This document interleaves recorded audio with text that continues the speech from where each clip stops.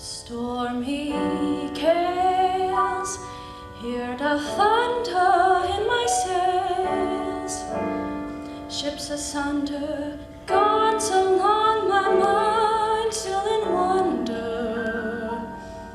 Is our shore in the cards this time?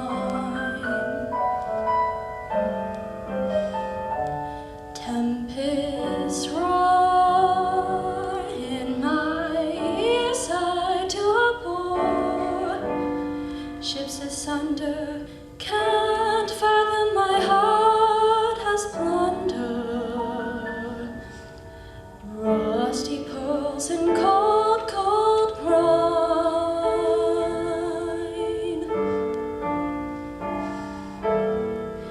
My blues are home, my wants, my heart's a deep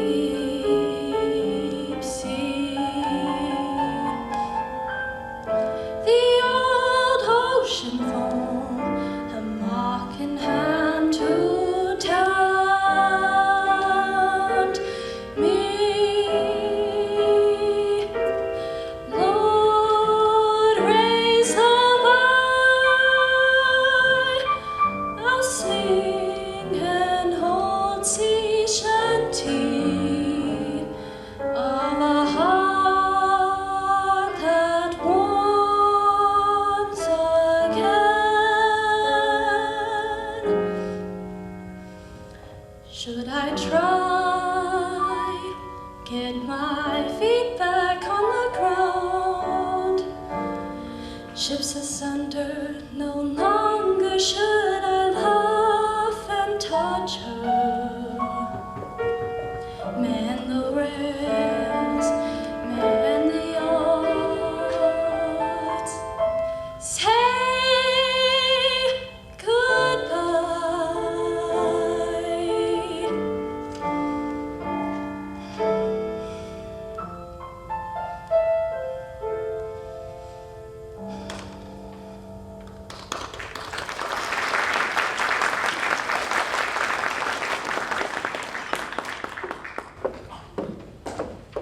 Your usually brilliant self, Edna. I'll be in the green room.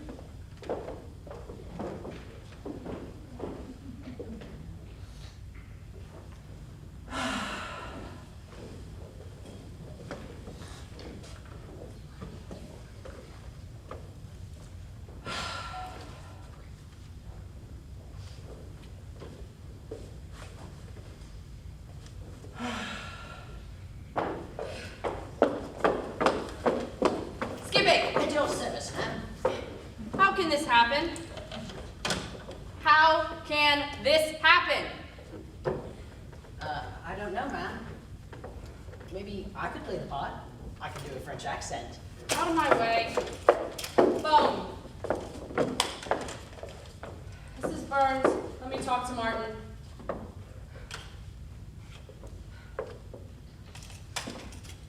What are those? Vitamin pills. Our new sponsor.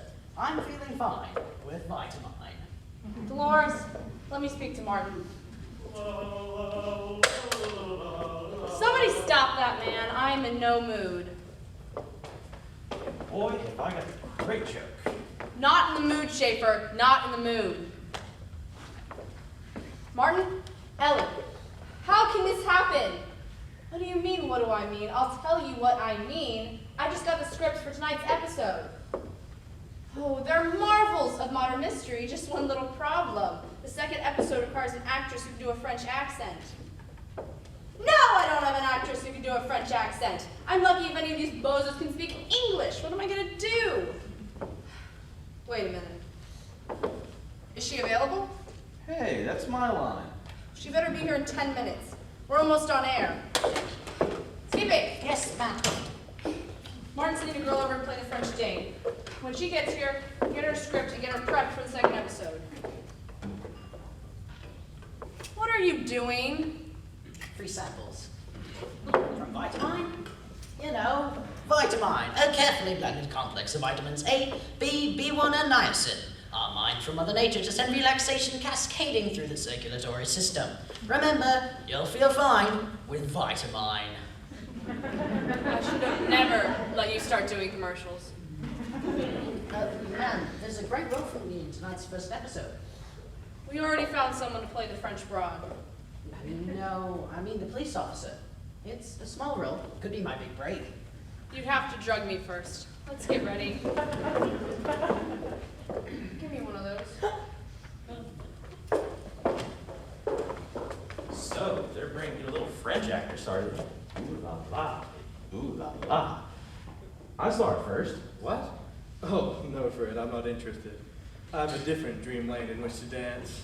You don't say. Spill, Morty, spill. I've just had a DATE with WSCC's own Jane Blaine. Do tell, partner. D-U-E-T-E-E-L? No, I'm not one to betray intimacy. You dirty dog.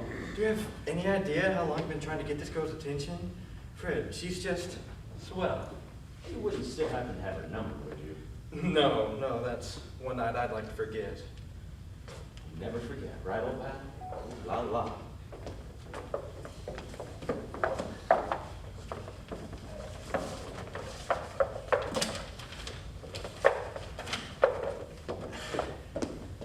You silver-tongued devil. You better give me another one of those vitamins. I'm noticing a lift. Aren't you guys taking too many of those things? I think I was supposed to take one a day. No, you can take as many as you want. They're safe and gentle. So ask for them by name. Get away from there. Have you heard anything from that French actress yet? Doesn't say she's necessarily French, boss. It just says she can affect a French accent. Of course she's French. Look at the name. Fifi Latour. I doubt she's from Brooklyn. What's your problem, Sparks? Give me one of those things. I have a feeling I'm gonna need it. Now this could get good. Do you have a song you're doing, Betty? Is she still here? Have you seen Betty tonight? Where is she? Supreme silence. I should have known better than to try to have a conversation with you two. Skippy! Yes, ma'am. Do you know where Betty is? She's in the green room. What is with that girl lately? I mean, haven't you heard her doughboy was lost in action in France? No one tells me anything. I mean, I guess you thought you already knew. I'll go talk to her. Give me one of those. Have you seen Morty? Have you seen Morty? We're sorry, Jane. Sorry, for what? I mean, I'm sure Morty had nothing to do with it. What happened? I mean, I'm sure that the rumors about him and that little French actress blew the whole affair way out of proportion. After all, that was before you and he were, well, you know. What kind of relationship did they have? I don't know if I'd call it no. Rich girl! I mean, you know how rumors. I'm sure it's just rich girl? We should really get ready for tonight. Whoa. Hey, ladies, want to hear a good joke? It is begin, didn't it? Vitamins? I have been far too gracious for far too long with that man. And now with the scripts for this week's shows, and as he's casting me in the role of darling old aunt, I told him I didn't want the old bad lax roles anymore. Look at the juicy female lead in this first episode. Why can't I play the attractive one in that episode, huh? What do you mean you two got that role? I've heard what they said. I'm getting too old to play the ingenue. Which one of you are spreading that one? I don't remember. Who would spread such a... Isn't that straight from. You can't believe anything anymore.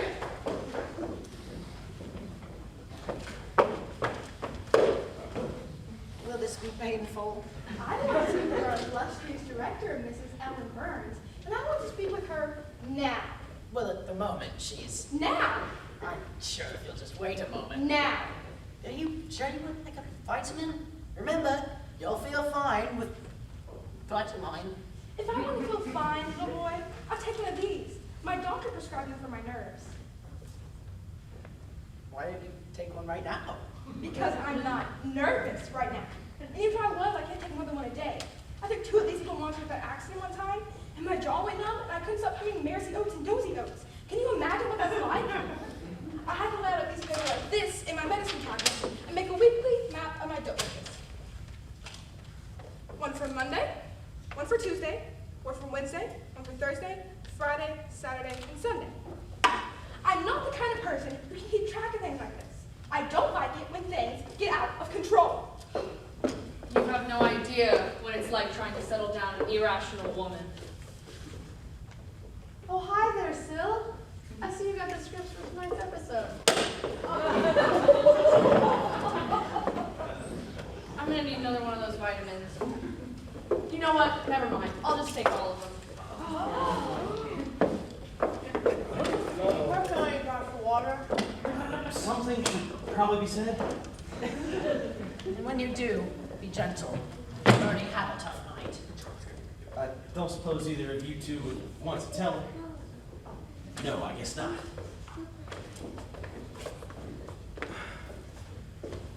Fred, what am I going to do? I've just got things settled with Jane and with Fifi here. It just caused all kinds of problems. This is not going to be pretty. Don't worry. Uncle Freddy is here to take care of your problems. What do you mean? A little misdirection from the master. Do you mean... Oh, God, there she is. Your troubles are over, my friend. Watch this. Excusez-moi, mon frère. Hello, Fifi. I'm Fred. Fred, Fifi. Let me be frank, Fifi. You are the most beautiful woman I have ever seen. When you walked into the room, there was a letter waiting from you to me, no? No. It's hard to get. Your blasé indifference only drives me more wild. What's this? Can it be? It is my big, beautiful boy.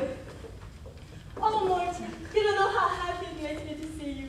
So you decided not to go on that suicide mission over Portugal after all? But this is too good to be true. Now you can buy this little plot of land in Iowa and settle down with a good little life like you always wanted. Miss Latour, if we could go and be apart. You were supposed to get me out of this. I'm starting to wear her down. And what was that accent? That was by Charles Boyer. Charles Boyer? It sounded more like Pepe Le Pew. Careful, that could come back to haunt you someday. Say, you've got a little, Since I'm not on until the second episode, I'll go to the green room and study my part. See you later, Morty. Hi, Jane. Morty, was that the new girl? New girl? I wouldn't know. That's funny, because she seems to know you. You don't say. Fifi. Isn't that her name, Skippy? Fifi? Yeah, that's what it says right here. Fifi. Huh. Fifi. I believe it's French. No, don't know her. Well, I thought maybe you knew her. Break a leg tonight. Boy, that was close.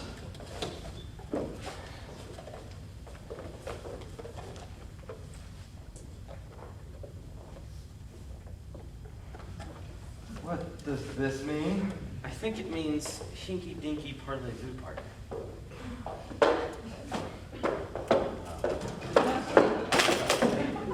Boss, are you all right?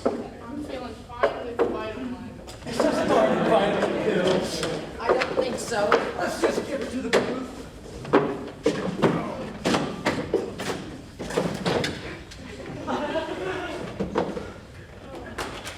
Oh, what are we gonna do?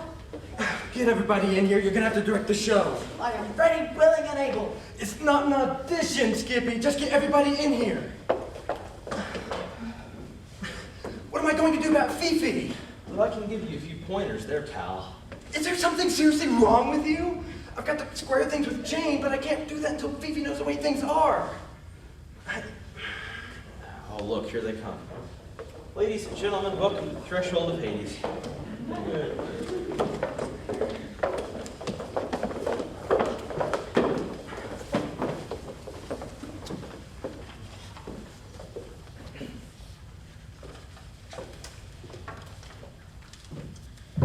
All right, everybody, here's tonight's lineup. I'll get us onto the air with station identification and introduce Jane's first number. After the number, we go to the commercial spots. After those, I'll get us into the first episode of Deadly Wager. It's Morty, Richard, Lois, Lana, and Fred. Everyone have your scripts for that? After Deadly Wager, I'll do the PSA and get us to our first station break for the local news and weather. We'll come back for the commercial spots and Betty's number. That leads us into the second episode, the Parakeets Vanish. Miss Fifi Latour will join the company in the role of Gigi Champlain, and oh look, there's a police officer role in this episode. Bolsonaro's supposed to take that role. Skippy. And we're on the air in 5, 4, 3, 2.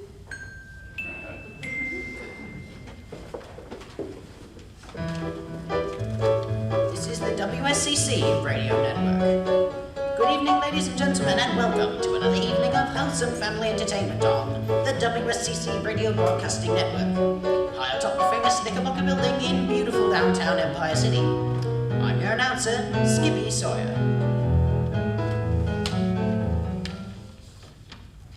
Here's our own Jane Blaine to start us off with this number from The Hit Parade.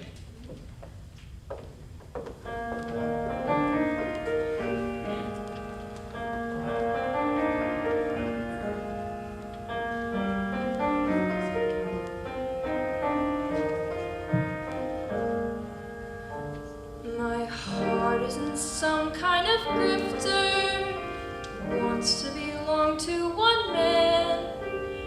You're a notorious drifter, can't blame me if I run. See, I'm not like June, Jill, or Mary, but shake off the spell over me. I don't want a Jack, Jake, or Harry, please, darling, set me free. I'm a smitten girl who's in a trance, standing on the floor, left at the dance. You left this town, so blow me down. I guess you did that voodoo on me. You're the very reason that I'm feeling blue. Heart and head are lost, all because of you. I bugged my elk, drank tiger milk. Yeah, you did that voodoo on me.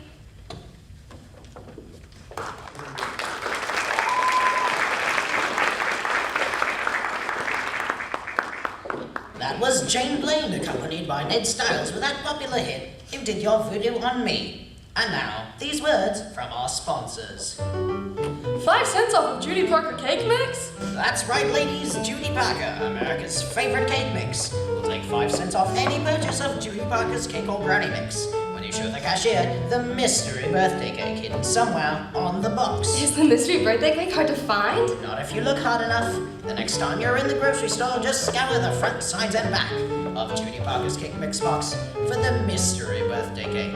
And here's a hint. If you don't find it there, just look at her bottom panel, and I'm sure you'll find it there.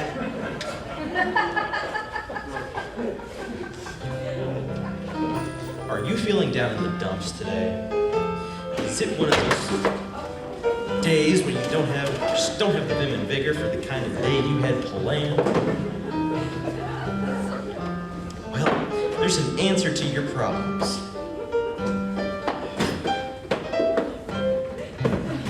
Take Vitamine.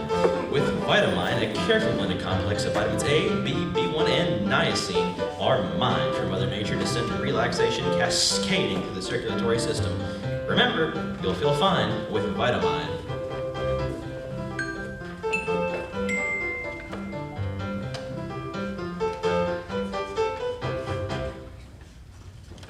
This is the WSCC Radio Network. The WSCC Radio Network proudly presents Radio Suspense Theatre. 2 tales of mystery guaranteed to keep you in suspense. Tonight, 2 marvels of modern mystery, A Deadly Wager and the Parakeets Vanish. Tonight's first episode of Deadly Wager stars Skippy Sawyer, Morty Spot, on and on, Fred Schaffer, and the rest of the Radio Suspense Theatre ensemble. Now sit back and prepare yourself for another spine-tingling mystery on Radio Suspense Theatre. Step right up, ladies and gentlemen, take a seat in one of these go-karts and roll along the terrible tunnel through the mine of haunted horror. Where am I? A carnival? Now, apropos. Smiling, blank faces, sweet candy treats, and promises of horror. Surreal. Not the kind of place you'd expect to find an analytical chemist. Yep, that's right, I'm a chemist. I'm not bragging, I'm just stating the fact. If you think that there's something glamorous or noble about being a chemist, well, just keep listening. You may think a chemist makes a lot of money, and that may be true in some cases, but not in mine. I barely make enough to get by from week to week. 2 years ago, I lost my wife, Helen. If I had the money, the doctors might have been able to save her, but it just wasn't to be. Last month, I had a breakthrough with one of my chemical experiments, and I'm convinced it could help with the war effort. If I've discovered what I think I have, we might be able to end this conflict within the year. It wouldn't bring Helen back, but it'd mean my efforts just weren't in vain.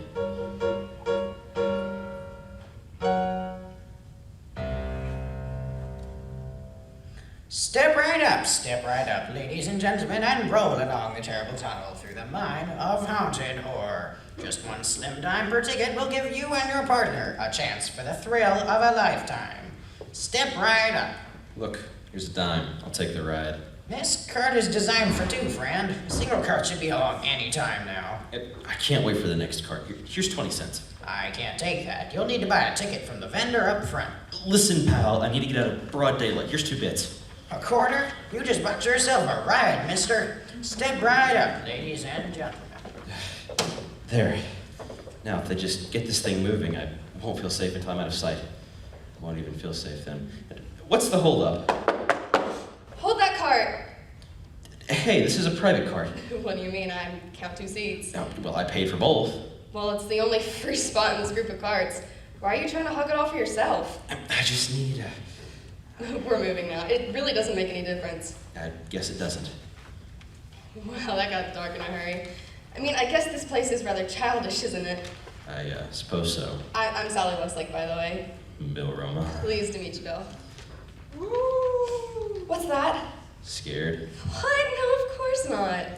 Say, aren't these rides for guys to bring their girlfriends, to get them in a clinch? Where's your boyfriend at? Where's your girlfriend? Touche. I'm meeting a friend here in an hour, and I'm just killing some time. So what's your excuse? I'm trying to keep from getting killed. Is that your way of telling me it's really none of my business? No, I'm serious. I've just got about 6 more hours to stay alive. Say, what are you talking about? Well, I made a wager. What kind of wager could get you killed in the next 6 hours? I can't tell you. I can't tell anyone. Relax. It's only the recording from that fake monster over there. Is that a dead body at his feet? Relax. It's probably a wax dummy. It's all part of the illusion. Are you sure? Well, it is a ride through the mine of haunted horror. Don't you think they're obligated to have that sort of thing in here? Well, I mean, I guess so. Are you all right? Of course, why wouldn't I be? Because you got your arms wrapped around my neck. Oh, sorry. What you're telling me about someone trying to kill you? Very upsetting. Well, imagine how I feel. What's that up ahead? It looks like a light. End of the tunnel. That wasn't much of a cover for me. This ride's almost over already? Man, what a jip. What happened? Well, we stopped. Well, I know that, but why? You think it's part of the ride? I don't know. I'm not sticking around to find out. Hey, where are you going? Oh, over there behind that pile of coal by the fake monster. The longer I stay in here, the longer I could probably stay alive. Nice meeting you, Sally. Oh, no, you don't. Go back. Not on your life. This monster isn't so scary up close. I mean, that dead body, still kind of creepy. Didn't you listen to what I told you? Someone's trying to kill me. Get back in the cart and get out of here. Too late now. And there went the cart. And you left me with a whale mystery to solve. And I'm not going anywhere until I get to the bottom of it. No, what the heck? goes against one of the terms of the bet, but once you're out of here, we'll never see each other again. If I tell you, will you get on the next empty cart and get out of here?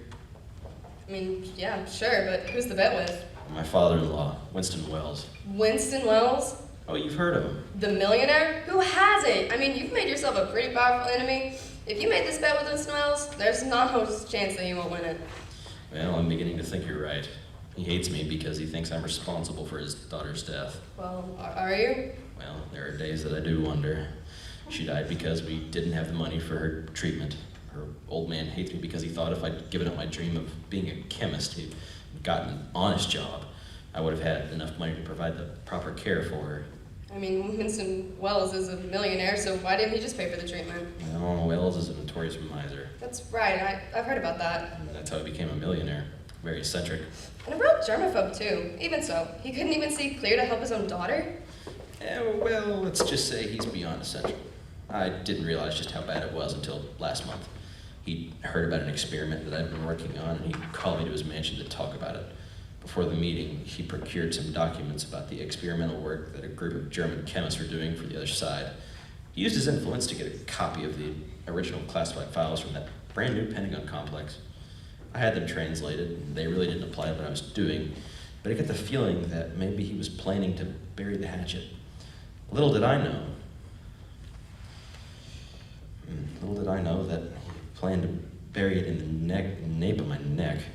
We had a nice dinner and then settled in his den for after-dinner brandies. And he finished up some business with his secretary over the intercom.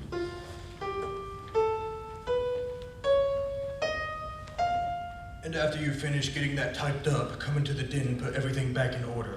Our meeting should have been concluded by then. And make sure to type up that report on both sides of the paper. I'll have nothing wasted. That was a lot of business to do over the intercom, Mr. Wells. My secretary is quite efficient. The less time I'm required to be in someone's presence, the less chance there is for exposure to germs. And yet you're willing to expose yourself to my germs this evening. Yes. That's because I have a proposition that may be worth the risk. Proposition, you say? That's right. I hear you're doing some independent work on a chemical experiment. Yeah, well, as much as I can. I don't really have the resources to work on it at the pace that I should. Would you like to hear about it? Not really. But you do need money to complete this experiment in a timely fashion? Desperately. I have a proposal that may make such funding possible. A grant? A wager. What kind of wager? You despise me, don't you, Bill? We've had our differences. Oh, come. We're the only ones in the room. You despise me, and I feel quite the same way about you. But you do know me to be a man of my word, isn't that so? A man of your word. Let's just say you're transparent. Still struggling for euphemisms. Delightful. So, what's this wager? Take a look at this.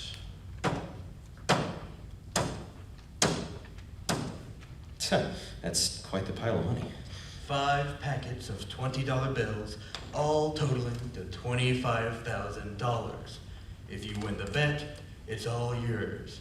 I dare say you could finish your experiment in short order with that kind of money. Well, I mean, as I'm sure you know, I don't have any money at all to put up against it. That's because you've always undervalued money, young man. Yeah, maybe so, but I mean, what does that have to do with... The doctors tell me that my heart is bad and I don't have long to live. I have no regrets. I've worked hard and have gotten everything I want, with one exception. Revenge on the man who caused my daughter's death. If you still believe that, then why the bet? Why not just take your revenge? I mean, how could I stop you? It won't be enough for me to take my revenge. I intend to get away with it. Call the bet an incentive. You will put your life up against my $25,000. And my bet is that I can kill you within the next 30 days.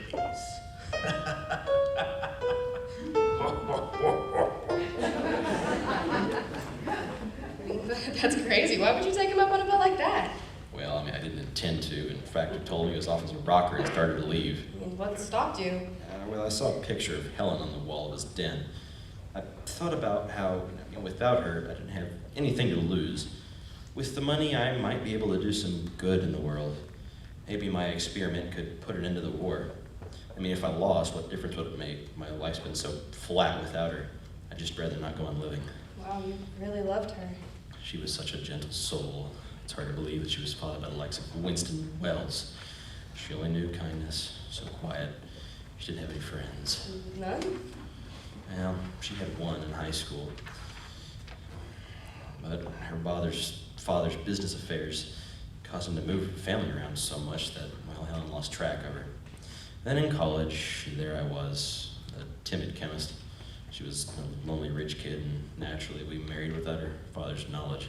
And you must really miss her. Yeah, the only happiness I know is in my work. But it gives me no comfort when I think that, yeah, maybe Wells is right. If I'd been a more loving husband, maybe she'd still be alive. Maybe I deserve this. So I agreed. Okay, I'll do it. Congratulations, my boy. I didn't think you had it in you. You must want that money pretty badly. It's not the money. What then? You wouldn't understand. It doesn't make any difference, does it? But before we close the deal, we need to lay some ground rules. What kind of ground rules? First, you will tell no one about our wager. Well, I mean, who would I tell? Nonetheless, if you tell a soul about our wager, the bet is off. Fine, I won't tell anyone. Second, to make sure you stay within a reasonable striking distance, on every day of this month, you will be required to spend the hours from 11 p.m. to 6 a.m. in your own premises. That will keep you from straying too far away. If you're not in your apartment during even 1 minute during those hours, the wager is off. I'd say, how would you know whether I was there or not? That's for me to worry about. Well, I mean, then I'd be a sitting duck. Don't worry. In return to your adherence to this condition, you have my word that I will not try to kill you while you're in your apartment. Fair enough? Yeah, I can live with that. Perhaps. Additionally, at precisely 24 hours before the deadline, if you're still alive, you must come to this den and we will sit across from each other in this very room, as we are right now, for exactly 1 hour. You have my word that while you are sitting here across from me, I will make no attempt on your life. God, no, you'll just kill me when I'm on my way up here, on my way out the door. Very well. You have my word that I won't make any attempts on your life while you're en route or leaving our final meeting as well. Anything else? Would you like for me to promise that I'll make no attempts on your life during the entire month? That would hardly be sporting. No, I accept these conditions. One more thing. Here's a sheet of paper. Take that pencil and write what I tell you. Okay, what do I write? Precisely this. I am a failure. What kind of Write twist- exactly what I tell you, or the wager's off. I am a failure. I had to do it. And sign your name. A suicide note. Now, at least I see how you plan to get away with it. Have you written it? All of it. Give it to me. Very well. Let's drink on it. To our wager. Aren't you going to drink to the agreement? No, I know you, Wells. You've poisoned the brandy. All these conditions were just so many distractions to get me to let my guard down. Don't be ridiculous. Drink to our agreement. I think I'll pass. Oh, for crying out loud. If you won't drink, at least pour your glass back into the decanter. I can't stand waste. Actually, I think I'll have that drink after all. I could use it. To your health. What made you change your mind? Well, like I said, Wells, I know you. A dirty skinflint you are, you'd never be able to let someone waste an entire decanter of brandy by pouring poison into it, even if it meant you'd win your bet. I've seen your servants pour unfinished glasses of brandy back into the decanters before. Pathetic. Your miser's touch will be the death of you yet. You think you're clever, don't you? We'll see who the clever one is at the end of this month.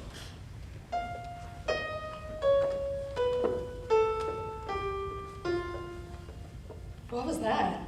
Looks like the next group of carts are coming through.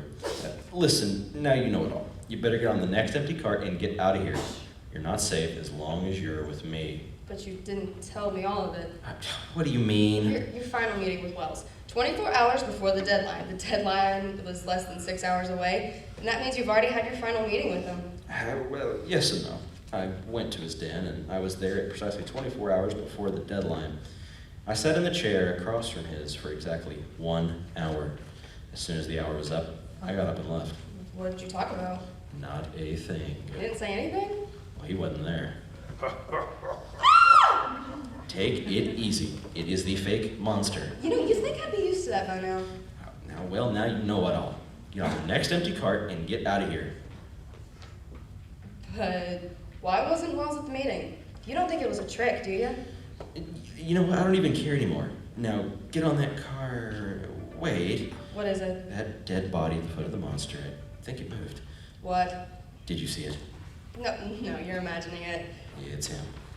How did he know? Bill, it's not him. How can you be so sure? Because I know it's not him. I'm a secretary. You're his. Of course. He won the bet. All this time, I thought he was trying to kill me. He was just trying to make me miserable.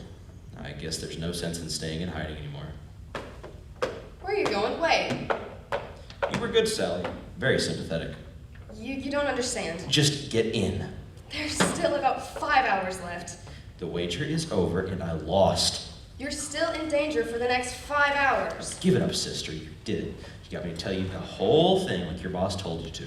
He didn't kill me, but he put me through a month of fear and darkness, and he'll get away with it, and there's nothing I can do about it. Bill, Mr. Wells did not send me to trick you. I didn't even know about this wager. I mean, I knew that you and he were doing something, and it had to do with Helen. That's why I followed you here, to see if I could find out what it was. That doesn't even make sense. Just let me explain. Over this past year, I've heard Mr. Wells make veiled accusations about you being the cause of Helen's death. I mean, I thought they must be true, but now after spending all this time with you, I realize that you really loved her. And that you weren't responsible for her death. He was. Oh, well, why do you care? Because she was my friend. Friend? We were friends in high school. You? That's right. I was her high school friend. And when I had learned of Helen's death, I came here to find out what had happened. I took a job as Mr. Wells' secretary so I could get close enough to learn that what had happened. And I was afraid there was foul play involved.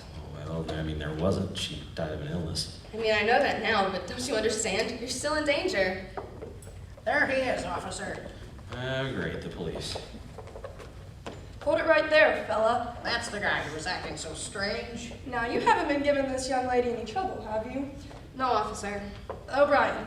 What's your name, fella? Bill Romo. Here's my license. You're Bill Romo, all right. Well, haven't I fallen into a pot of jam? Put your hands up. Why are you drawing a gun on him? Bill Romo, you're under arrest for the murder of Winston Wells. Murder? Turn around. Put your hands behind your back. You didn't do it, did you, Bill? No, I didn't. I mean, don't you see, Sally? He's won. What do you mean? Oh, wait, Officer O'Brien. How did he die? Poisoned. His body was discovered by his housekeeper behind his desk. When the police got there, they discovered the distinct odor of poison in his brandy glass. Of course. The whole bet to kill me was a ruse. He knew he was dying, and he told me so. I mean, he took advantage of the situation to frame me for his murder. He'll kill me after all, with a gas chamber. Get in. Watch your head.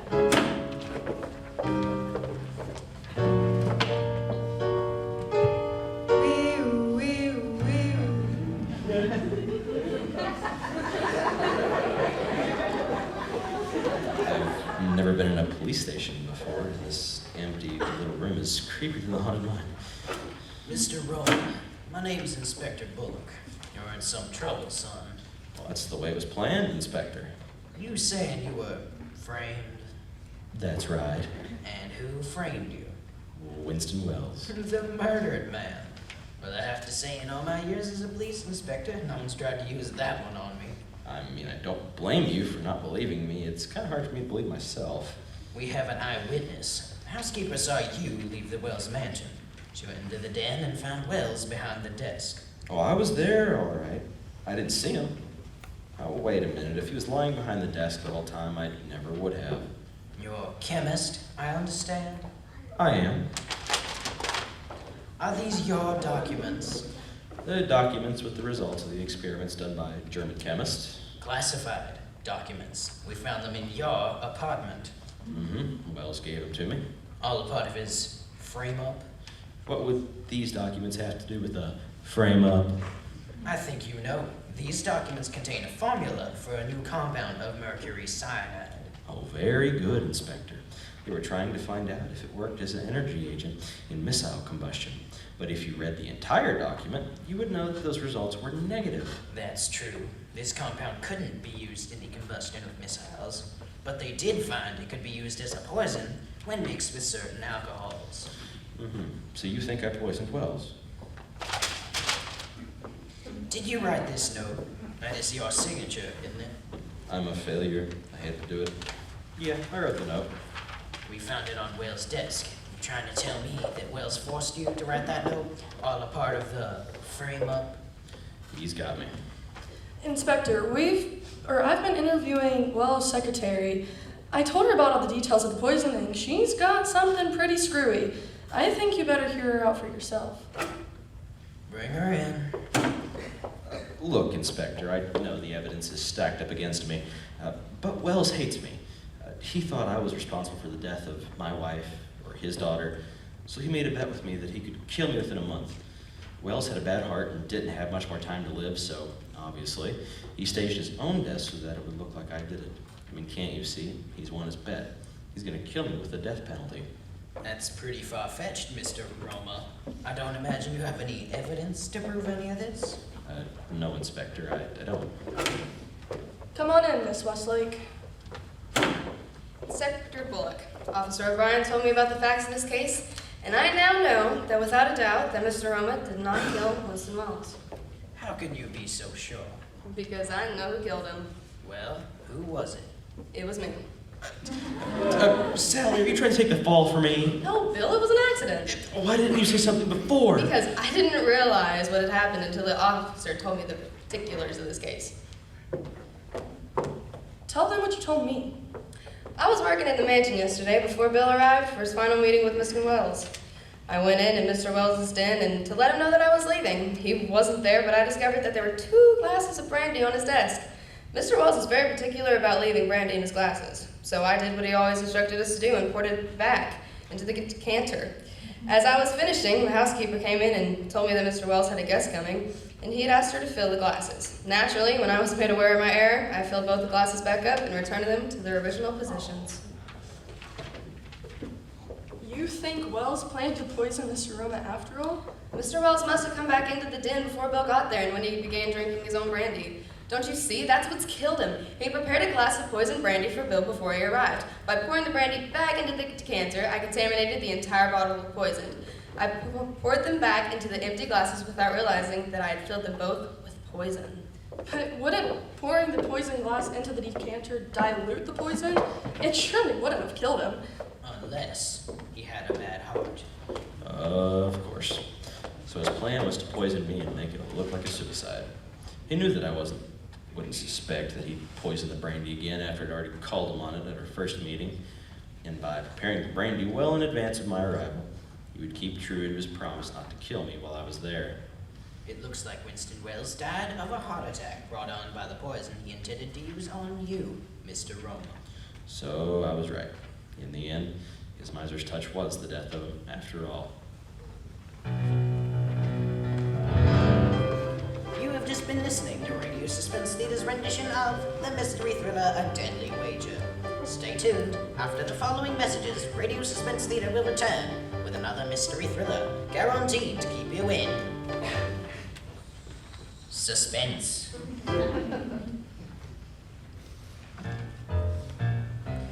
This is Skippy Sawyer for the United States Army Recruiting Center. I want to tell you young men out there that there's an opportunity for you with an insured future with the United States Army. The U.S. Army will take care of its recruits from the day you step into a uniform to the day you put it in the mothballs. The United States Army is known all over the world for its care, training, and handling of its privates. As well as its veterans. Sign up today. This is the WSCC Radio Network. We will now go to our local affiliates. And we're off the air. All right, let's meet back here in 10 minutes.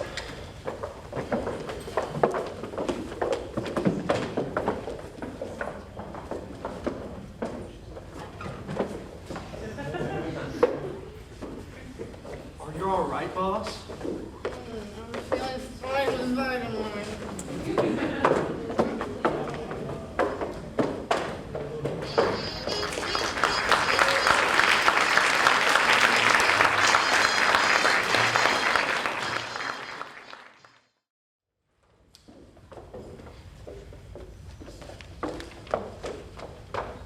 Have you heard anything about Bo yet? I'm sure everything will be okay. You just wait and see. It's just so many of them wait for word, and then they get that telegram, the one that says,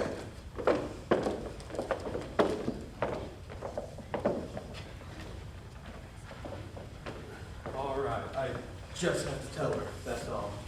You're a brave soul. Vivi, I just have other interests. That's just the way it is. I just have to tell her that. You're just gonna march her up to her and tell her that, eh? Yeah, I guess work. Maybe I'll just write her a letter. Give me a pen and pencil. Please. And I better see that pencil again. You shall, my large Homo sapien friend. It would be wise to not provoke you. Okay, so what do I write? How about my little French pastry? Fred! Dearest one, Not that encouraging. direct. Sugar, it's over. Signed my old flag. I'll just sign it, Morty. There she is. This was not my idea. Yes, it was. Not the breaking her heart part. Just give it to her.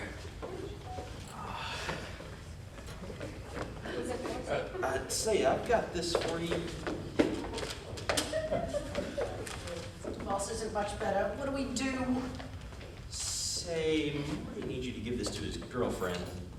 Marty has a girlfriend? Not his new one, his old one.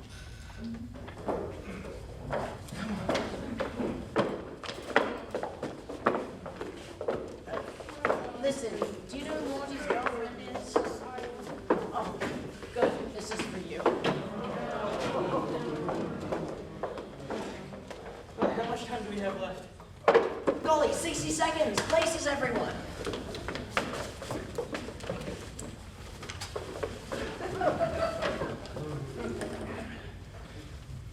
And we're on the air in 5, 4, 3, 2. This is the WSCC Radio Network. Good evening, ladies and gentlemen, and welcome to the second portion of our show. We're broadcasting from high atop the famous Knickerbocker Building here in downtown Empire City. We now go to our own Emma Piles with this brand new musical number.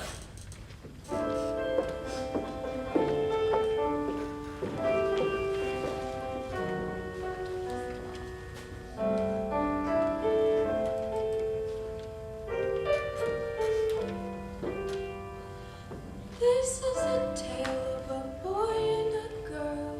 They fell in love, thought they'd give it a whirl. Since the boy's been missing, she ain't had her kissing. Oh, handsome prince, where can you be? She sits alone and looks up at the moon, humming a song in the spot where they'd spoon. Cold breeze starts to scold her, he ain't there to hold her. Oh, handsome prince, where can you be? She sits alone, dreams of them, holding hands, it seems so completely sublime. She starts to weep with the hope that she'll know what it means. Once upon a time, she'll ride her coach to the top of the hill. He'll meet her there with a jack to her Jill. She don't want no falling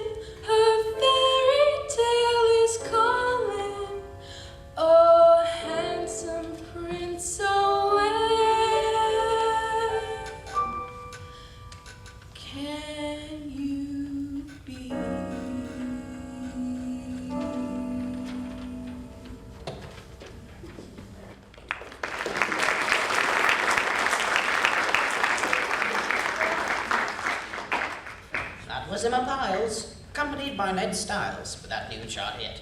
And now, before we go to our second episode, let's step backstage and look in on our guest star, Miss Fifi Latour, as her maid Agnes helps Miss Latour get ready for this evening's next spine-tingling mystery.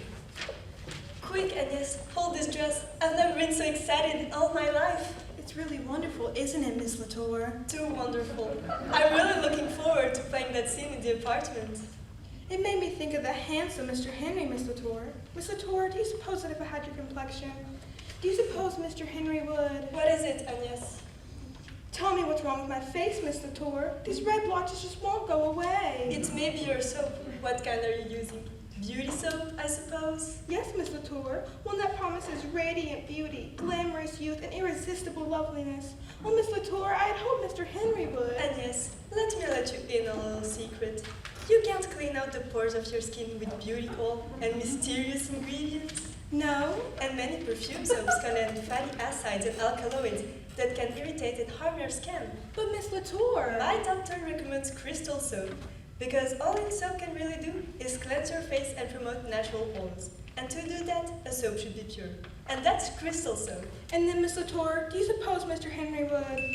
Oh, finish my bow, Agnes. There's the buzzer for the second episode to begin. No, Agnes will never get a greasy nose by using crystal soap. But we do hope she gets Mr. Henry.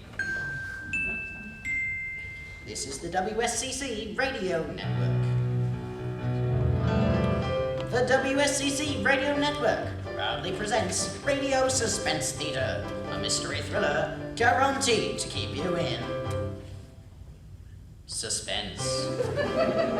Tonight's second episode, The Parakeets Vanish, stars Morty Sparks, Jane Blade, and this evening's guest stars, Emma Piles and Miss Fifi Latour. Now sit back and prepare yourself for another spine-tingling mystery on Radio Suspense Theatre.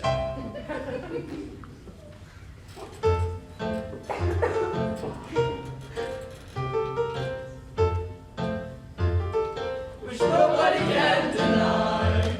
Okay, now that we have this bachelor's party at the proper pitch of revelry, I would like to offer a toast. Quiet, this is a most solemn occasion. No, I'm serious. I'd like to make a toast to the man we all least expected would become a reformed character. The man who will now take the walk down the aisle to accept his ball and chain with dignity. Mr. Ronald Adams. Yay! Let's have a speech from our guest of honor. All right. Thank you, Jimmy, for that most gracious toast. But I want you fellas to know, in all seriousness, that Audrey is a great gal. I'll happily be chained to her for the rest of my life. Aww. And now, gentlemen, it's time for me to depart.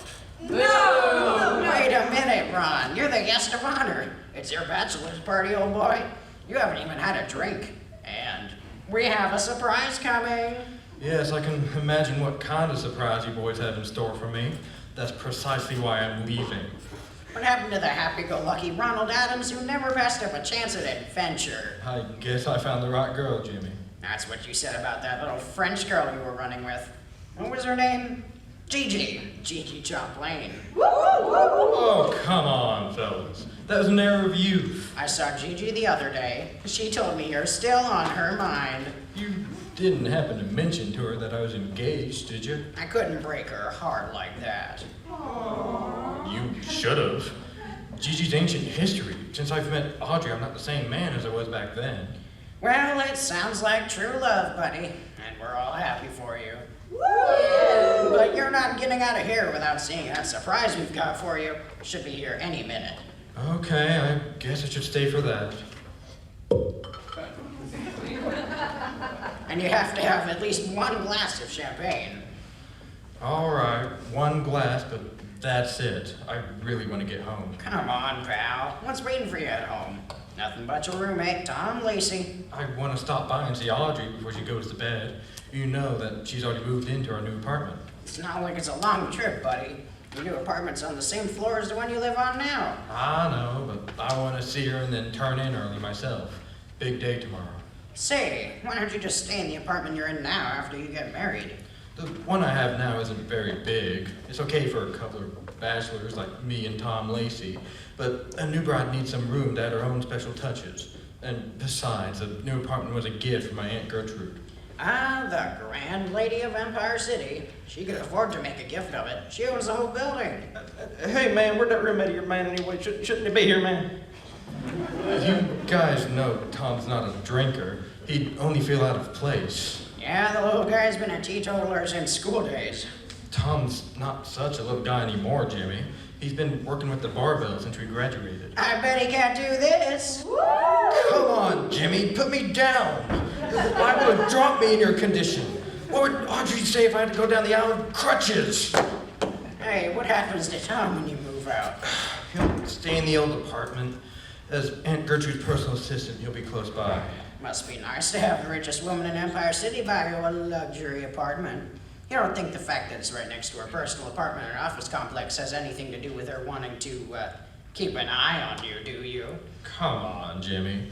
Gertrude is a gruff old gal, but she's my aunt. Raised me since I was a boy, you know that. Yeah, that's true. Even though she's given me a hard time once in a while, she's been good to my old friend. No doubt about it. As long as you don't have to live with her parakeets, you'll be just fine.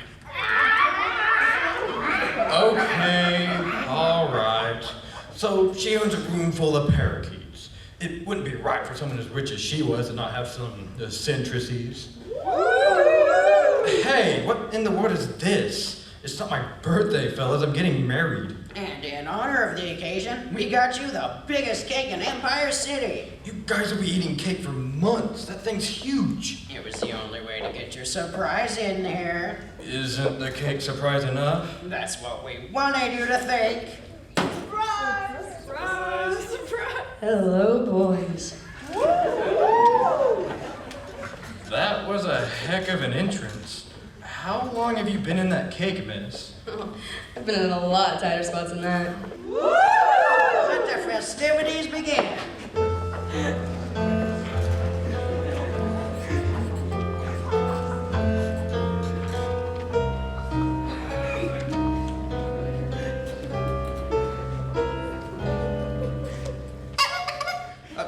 Yeah, so's your old man. What?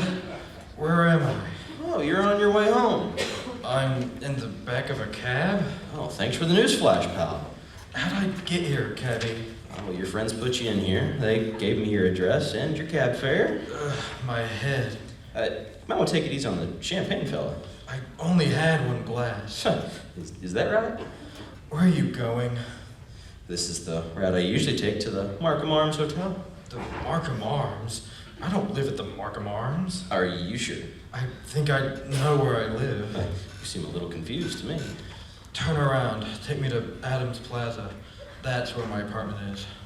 It's your cab fare. What time is it? Oh, a little after 10. 10? Audrey's probably gone to bed already. Who's Audrey? My fiance.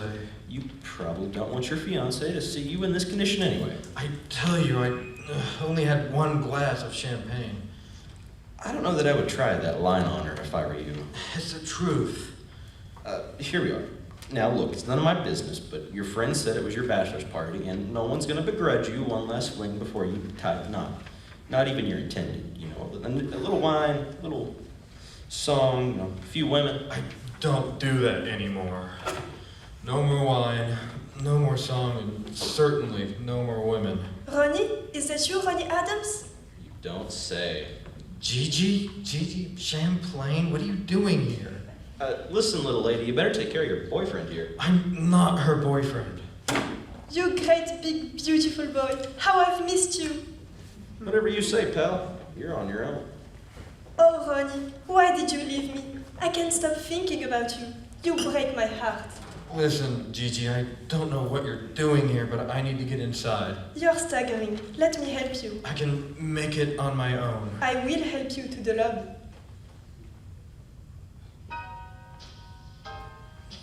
All right. We're in the lobby, Gigi. Goodbye. You think you can brush off your little girl with a goodbye? I haven't seen you for so long. You owe me an explanation. You're right, Gigi, but I don't think you're going to like it. The truth is... Easy, easy, my big boy. You almost stumbled over. You shouldn't drink so much. I always tell you so. I only had one glass. Maybe I did drink more than that. Here, let me get you on the elevator. I only remember having one drink. Maybe I got carried away. What floor? 3, room 306. The last thing I remember is the girl coming out with the cake. Oh, where were you, Ronnie? I was at my bachelor's party. What? If you are at your bachelor's party, that means no. You're not going and getting married on your Gigi. It's the truth. You had to find out sooner or later, Gigi. I'm getting married tomorrow. You break my heart. Come on, Gigi. We haven't seen each other in months. You must have known what we had wasn't going anywhere. Look, there it is. Room 306. Home sweet home. You know you can't come in with me. So, c'est la vie, Gigi. Goodbye, Ronnie. I'll never forget you. Oh, Ronnie? Ronnie? Huh? What? Audrey, is that you? It's your Gigi. You fell down to the floor. How long have I been out? Just a few seconds. Let me help you to your apartment. No excuses. Yeah, okay, I could use the help. But just to the inside of the apartment. It's right here in front of the elevator. Ugh, I can't find the door key. Look, the door is open. Tom must be here. Just get me to the sofa. Then you better go. I'll turn on your radio. Where is it? It's on the table by the bookcase. There is no bookcase. Oh, here is it, silly boy. Right by the sofa.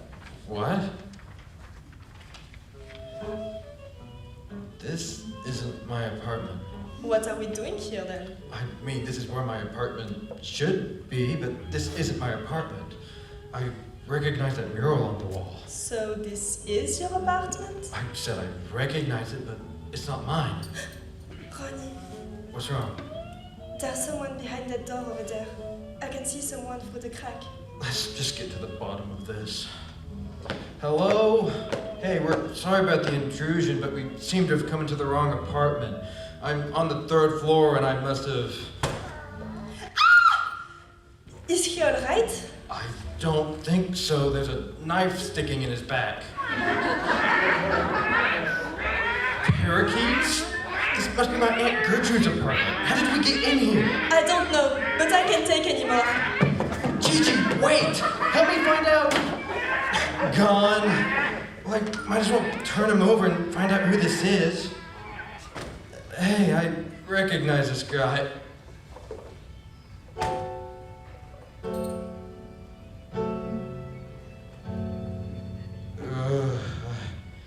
Who is it? Gigi, is that you? Hello, Ronald. Who's Gigi? Audrey? What are you doing passed out in the hall? We're right by the elevator. I guess your bachelor party must have been a success. It's not what you think, Audrey. Don't try to explain. No, I think someone was murdered. What are you talking about? Where? It must have been a nightmare. It was in Aunt Gertrude's apartment, but it was also mine. There were parakeets in her office, but it looked just like my office. I think you had too much champagne, dear. You must be right. Now I remember who it was. Who? The man who was murdered. I've seen his picture in the paper. It was Pierre Dupont. The international financier? That's right. I remember him because I think he was in a business deal with Aunt Gertrude. In your nightmare? Or... Someone's getting off the elevator.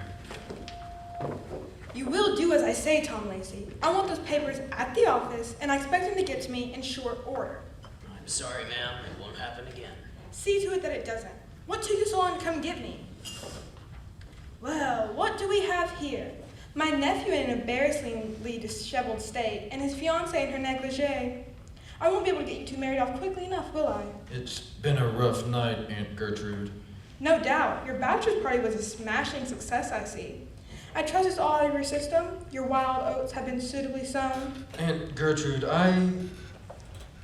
yeah, I think it's all out of my system now.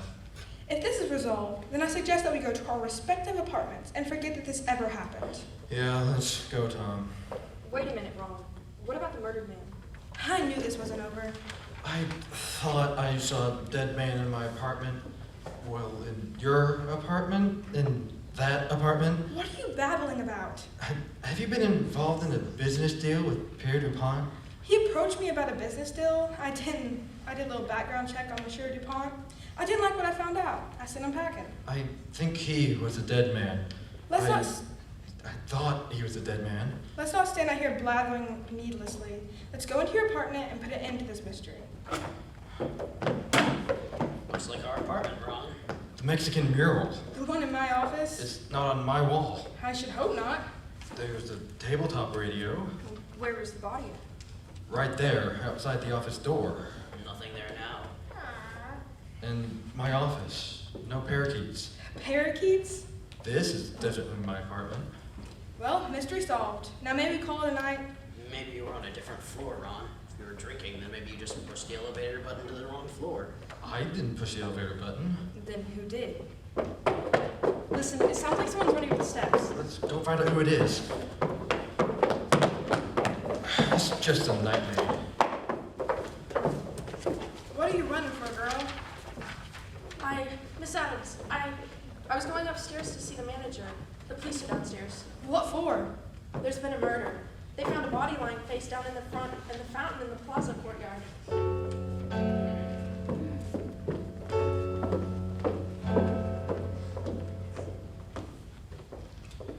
I'm the inspector put in charge of this case, Mr. Adams. Police Inspector Dillon, how do you do? I'm going to need as much information as possible from you and the others. Hey, O'Neill. Yeah, Chief. Do me a favor and turn off the water supply to that fountain. I don't think we should disturb the body any more than we already have. Sure thing. And go inside and get on the horn to downtown, see if anything's come in. I'm on it, Inspector. You think it'd kill him at any pace but slow. So, who's the murdered man? Well, we don't know yet. That's what we're trying to find out. It's a loose end, and I hate loose ends. It wasn't Pierre Dupont, was it? Why should you ask? I had a very strange experience tonight. If that were Dupont in the fountain over there, it might answer a lot of my questions. Mind if I take a look? Go right ahead. Just don't move the body. His clothes look the same. This statue's in the way. I can't really get a good look at his face without moving the body. Let's move the statue. Just make sure we don't disturb the body. I'm too old for this. It'll take more than the two of us to move it. Why don't we wait till O'Neill gets back? But in the meantime, why don't you tell him about the strange night you've had? Oh, what on earth is that? O'Neill, what's all that noise? We have a bit of a brouhaha in the lobby, Inspector. I was on the phone to downtown and some French dame came in and there was some sort of misunderstanding. Oh, no. Oh, yeah. Your girlfriend in there says that she brought you home from some wild party and was worried about you. The French girl is not my girlfriend. You better tell her that. The gal who says she's your fiancée is getting mighty heated. I take it this has something to do with the strange night you were about to fill me in on? And the old gal isn't very happy with the pace of things. Well, she's not the only one. Go in there and get them settled down, O'Neill. Yes, sir. So, tell me why you think Dupont might be our dead man. Because when I came to my apartment tonight, at least I think it was my apartment, I found someone who looked like the pictures I've seen in the newspaper of Pierre Dupont. I think it was Dupont, but someone knocked me out? I think that's what happened. Anyway, I regained consciousness in the hallway. When we came back into the apartment, the body wasn't there, and the parakeets were gone. Parakeets? Yeah, there were parakeets in my office. You own parakeets? No, my Aunt Gertrude does. I think I'm beginning to see what you meant by having a strange experience. No, it doesn't make any sense. It might. I've read that article in Empire magazine about your aunt's penchant for parakeets. I guess just about everybody read that profile on her. Your aunt lives in this building, right? Just down the hall from me. Do you live alone? No, I have a roommate. What's his name? Tom Lacey, my aunt's personal assistant. Do you know what this is? Some kind of business document? A contract between Pierre DuPont, my Aunt Gertrude? Is that your aunt's signature? It looks like it, but she told me she never had any business dealing with DuPont. She said she found out about some shady dealings and... Listen, Inspector, my aunt would never be mixed up in anything illegal. Where's your apartment at? On the 3rd floor. You care to show me? We'd have to go through the lobby, and I'd really rather not. Yeah, I get you. Can you point to it from right about here? Well, yeah, I guess I can. That's the window to my office right there, right above us, the 3rd window up. Well, that clears up one thing. It does? What? Ma'am, you can't enter the crime scene until... I demand to see the man in charge right this instant. I can handle this, Miss Adams. Stand aside, Lacey. Ronnie, are you alright? Oh, no. Ronald, what's the meaning of this? It's okay, O'Neill. Let them come in. I'm Police Inspector Dillon. I want some answers from you, Inspector. And you're about to get them, Miss Adams. But not before I get some answers of my own. Now, quiet down. Take a look at that document, Miss Adams. Is that your signature? It most certainly is not. Is this some sort of scam? Do you realize who you're talking to, Inspector? No, as a matter of fact, I don't. Now, who are you? I'm Tom Lacey, Miss Adams' personal assistant. Here, Lacey, you take a look at this document. Is that your employer's signature? Yes, that's her signature. Lacey! But I've never seen this contract before. She would never have signed a contract that I didn't personally handle and file. Where did you get it? I'll get to that in a minute. Have you ever seen Pierre DuPont before, Lacey? Yes, I have. Is that him over there in the fountain? How would I know? He's face down in the water with a nasty knife wound in his back. Go take a look. Oh, yeah, you'll need to move that statue first. O'Neill, go turn that body over. Sure thing. Well, And that's him, all right. take a look at it. Is that the dead body you thought you saw in your apartment this evening? It sure is. Whew, this contrast was sticking out of the back of DuPont's vest. He must have had it hidden on him. Why would he do that? Probably because he wanted to keep it concealed until he could confront Gertrude Adams with it. That's a ludicrous accusation. I believe DuPont called Miss Adams and made an appointment to meet here at the Adams Plaza. It was here that he intended to offer proof that she made a contract with him and insist that she honor it. I made no such appointment. DuPont was killed and the body was dumped in the fountain. I may have a reputation for being a tough negotiator, Inspector, but this really is the limit. Really, do you believe that I lured Pierre DuPont to my office, stabbed him in the back, and then drug him down here and threw him in the fountain? I think nothing of the sort. In fact, I don't believe the meeting took place in your apartment at all, Miss Adams. It took place in Ronnie's apartment. That's right. Just enough of your personal belongings removed from your apartment, Miss Adams, to your nephew's apartment to convince DuPont that he was in Gertrude Adams' apartment. He may have never been in your apartment before, but he no doubt read the profile in last month's Empire magazine. He knew about your taste in furniture, Mexican murals, and not to mention your parakeets. But why would she have a meeting in Ronald's apartment? Now, she wouldn't. But someone who wanted to lure DuPont on the pretext of meeting Gertrude Adams would want to meet in Mr. Adams' apartment rather than hers. Why there? Because they intended on murdering DuPont here and making it look like he was murdered on the street and then dumped into the fountain. They killed him in Ronnie's apartment and threw his body out the window into the fountain. But who could have moved all that furniture, knocked me out, and then have the strength to throw DuPont's body out of the window? I would say someone who was capable of moving that concrete statue by the fountain that both you and I couldn't even budge. Someone who knew Gertrude Adams' signature well enough to convincingly forge it on this contract. Okay, hold it right there. Nobody move. Tom, put down the gun. What is the meaning of this? Put it down, Lacey.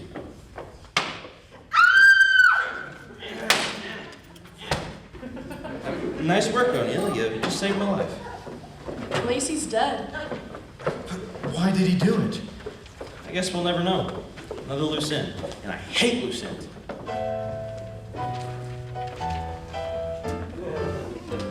Well, Ronald, old boy, you're a lucky man.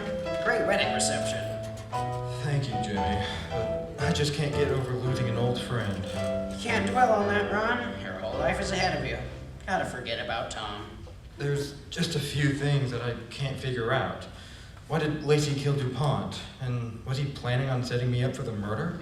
Forget it, pal. It's a mystery that'll never be solved. You know, I have a friend who thinks that Tom had an accomplice. Sounds far-fetched to me. Someone who was supposed to keep me away from the apartment until the deed was done. He thinks the actual plan was for nobody to know that the murder took place in the apartment at all. My friend also seems to think that my uncharacteristic decision to leave the bachelor party early forced someone to make a desperate attempt to keep me there. Perhaps by slipping a Mickey into my drink and then putting me in a cab to a hotel on the other side of town. You don't think. Why'd you do it, Jimmy? You're my best friend. Ron, I swear I didn't know anything about a murder. I thought Lacey was planning on making a deal with DuPont. When Tom realized the old lady wasn't going to take DuPont up on his business proposition, he decided to take advantage of it himself. You guys would take advantage of my aunt? It was almost worth $1 million, Ron. Tom was the one who dealt with DuPont, and then he forged your aunt's signature on the contract. But DuPont figured out the whole deal was based on a forgery and was on his way to tell your aunt all about it. That's when he called me to keep you there. He said he'd cut me in, 50-50. But rearranging my apartment? Why so elaborate? Tom found out DuPont was headed to your aunt's apartment to reveal the truth to her. He made those changes to your apartment so DuPont would think that he was in your aunt's apartment. Then he lured him into your apartment by turning the number 6 of your room number upside down to look like a 9. 309, your aunt's room number. When DuPont got off the elevator, he thought he was going into the old gal's apartment. Once DuPont was unconscious, Tom turned the 9 back to a 6. That's when he must have heard you coming. For someone who didn't know it was supposed to be your murder, you sure have a grasp of the details. Ron, there's no reason for anyone to know I was involved. I didn't get any money from the plan anyway, so what difference does it make? You'd do that for your old friend, wouldn't you? Sorry, Jimmy. That friend of mine, he's behind the curtain here, and he's been listening the whole time. He had you figured for the loose end. And I gotta tell you, Jimmy. I hate loose ends. Jimmy Sawyers, you're under arrest in accomplice of the death of Pierre DuPont.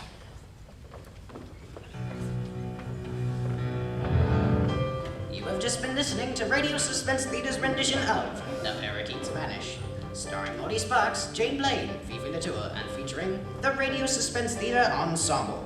Join us again next week for another spine-tingling mystery guaranteed to keep you in suspense. Ladies and gentlemen, before we go, we'd like to leave you with this little number by our own Edna Styles. Lady wings, puffy rosy cheeks, potent erotron, been like that for weeks. I can't help but hope it hits the handsome prey it seeks. You're the only boy who was made for me. It can bring me joy just to have your knee. Is a hungry heart enough to pay the fee? Clever banter was never my forte. What can I say? Try as I may, I'm Cupid's girl. All the way.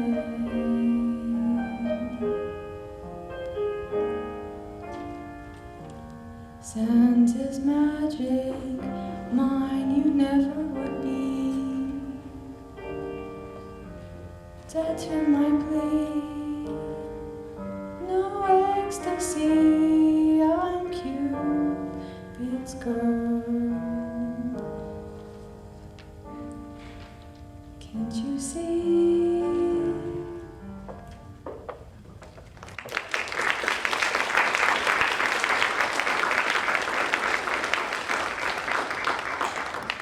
That was our own Edna Styles singing the smash hit Cupid's Girl. And now, ladies and gentlemen, the WSCC Radio Network ends its broadcasting day. We hope we we've brought you the kind of enriching entertainment that makes this country great, particularly in this, our hour of victory. I'm your announcer, Skippy Sawyer, signing off.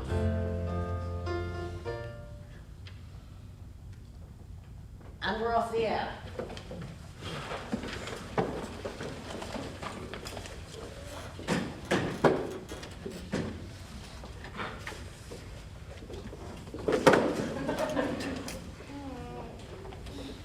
Where am I? You're at the studio, boss. It's all right. You did a wonderful job. Job? I have a job? You did splendidly, if I may say so, ma'am. What is it, boss? I want my mommy. Wonderful. Mommy, don't let these bad people hurt me. Mommy, huh? You're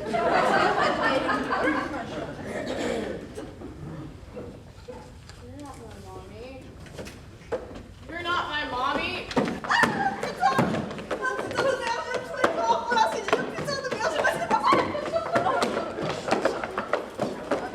Wrong delivery, not for you. Sorry. Miss LaJoy, I have a message. Have you heard anything about Lo yet? Everything will be alright. You'll see.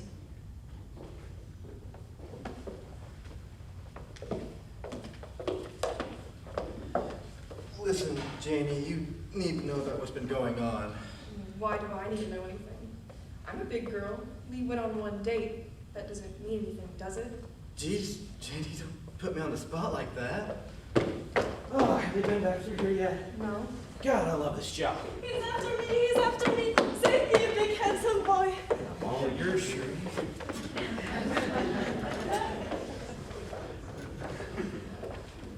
Hey, Biddy, I'm going to the Knickerbocker. You can join me in case you need someone to talk to. Thanks, buddy. But I think I'd rather be alone, you know? At least we never get bored around here, huh?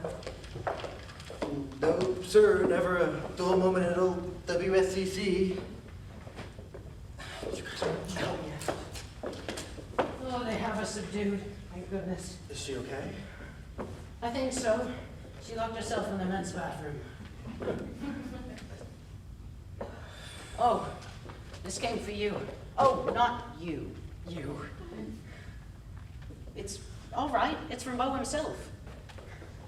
Oh, and your letter was delivered to the right person. Sorry. What does it say? I better get back. He's okay. His plane was shot down over France, but he was rescued by the French resistance. He's going to be okay. He's going to be okay. Boy, that's great news. Ready for that drink now? Yeah. Yes, I am. That's great news, huh? It's the best. Listen, Jane, I